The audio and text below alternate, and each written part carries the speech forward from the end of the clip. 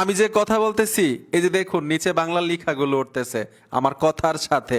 এগুলা কিন্তু আমি লিখে লিখে টাইপিং করি নাই, জাস্ট একটা টাচ করেছি, পুরা ভিডিওতে এরকম বাংলা লেখা সাবটাইটেল হয়ে যাবে। আপনি এই কাজটা কিন্তু হাতের মোবাইলটা দিয়েই করতে পারবেন। ওই লিখে লিখে আগের মতো 1.5 ঘন্টা 1 ঘন্টা সময় লাগিয়ে ভিডিওতে বাংলা সাবটাইটেল লিখবেন এরকম লাগবে না। শুধু টাচ করবেন, সম্পূর্ণ ভিডিওতে এরকম লেখা উঠে যাবে। আপনি কথা বলবেন, কথার সাথে সাথে লেখাগুলো দেখাবে। তো কিভাবে এই কাজটা করলাম মোবাইল দিয়ে আসেন স্ক্রিনে দেখাচ্ছি। ভিডিওতে বাংলা সাবটাইটেল লেখার জন্য আপনারা টিকটকে চলে আসবেন। আসার সাথে সাথেই টিকটকের নিচে দেখুন প্লাস আইকন আছে, এই প্লাস আইকনে টাচ করে দিবেন। আপনি যেই ভিডিওতে বাংলা সাবটাইটেল লিখতে চান গ্যালারি থেকে সেই ভিডিওটা নিতে হবে। আমি গ্যালারিতে চলে আসলাম, ধরুন এখান থেকে আমি একটা ভিডিও নিব, জাস্ট আপনাদেরকে দেখানোর জন্য ছোট্ট একটা ভিডিও নিলাম 48 সেকেন্ডের, ঠিক আছে।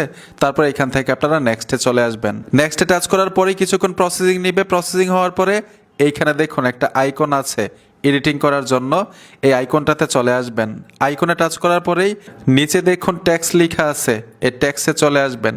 ট্যাক্সে আসার সাথে সাথে এখানে লিখতে হবে না, আপনার মোবাইলের ব্যাক বাটনে টাচ করে দিবেন দুইবার।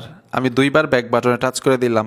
এইখানে দেখুন অ্যাড ট্যাক্স আর এইখানে লেখা আছে ক্যাপশন, আপনারা এই ক্যাপশনের উপর টাচ করে দিবেন।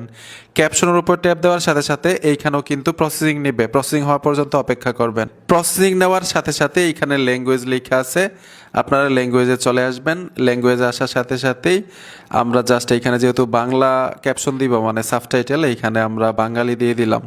বাঙালি দেওয়ার সাথে সাথেই আপনারা কিন্তু চাইলে কালার চেঞ্জ করতে পারবেন, স্টাইল চেঞ্জ করতে পারবেন। এখানে স্টাইল দেওয়া আছে, মানে কোন স্টাইলে লেখাগুলো উঠবে আপনি এখান থেকে সিলেক্ট করে দিবেন। আমি এই স্টাইলটাই রাখবো। তারপরে এইখানে দেখুন কালার সিলেক্ট করতে পারবেন, সব কিছু এখান থেকেই করা যাবে। আবার লেখাটা ছোট বড় করতে পারবেন, অ্যাঙ্গেল করতে পারবেন। ভিডিওর কোন জায়গায় আপনি লেখাটা রাখতে চান এটাও কিন্তু এখান থেকে আপনি সিলেক্ট করতে পারবেন। আমি একটু বড় করে দিলাম, নিচে রাখবো, ঠিক আছে। এখন যদি আমি ভিডিওটা প্লে করি, যে দেখুন আমি যা যা বলতেছি সবগুলো কথার সাথে লেখা উঠতেছে নিচে ক্যাপশনের মতো এবং সাবটাইটেল, ঠিক আছে। এখন আপনি গ্যালারিতে নেওয়ার জন্য মানে এই ভিডিওটা কি করতে হবে, এরকমভাবে ভিডিওটার উপরে টান দিবেন, নিচে চলে আসবে। এইখানে দেখুন একটা বাটন আছে, ঠিক আছে, এই বাটনটার উপরে টাচ করতে হবে।